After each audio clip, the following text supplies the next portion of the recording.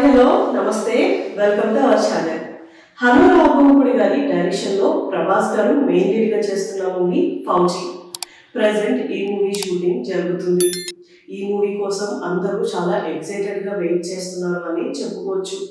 ఈ మూవీలో హీరోయిన్ గా ఇమాయా గారు చేస్తున్నారు. ఇది ఆవిడ first movie.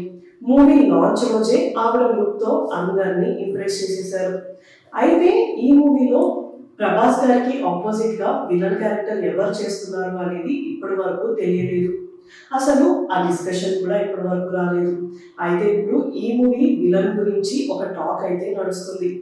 Bollywood actor Sunny Deol గారు ఈ మూవీలో విలన్ క్యారెక్టర్ చేయబోతున్నారు అని టాక్ అయితే నడుస్తుంది. సన్నీ డియోల్ గారు హీరోగా మంచి క్యారెక్టర్స్ చేశారు.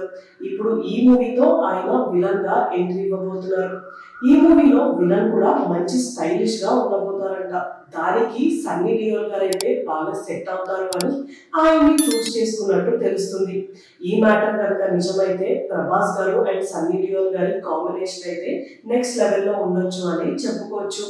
సన్నీ డియోల్ గారి బ్రదర్ బాబీ డియోల్ గారు కూడా యానిమల్ మూవీతో విలన్ గా ఎంట్రీ ఇచ్చారు. ఆయన యాక్టింగ్ తో అందరినీ ఇంప్రెస్ చేసేసారు.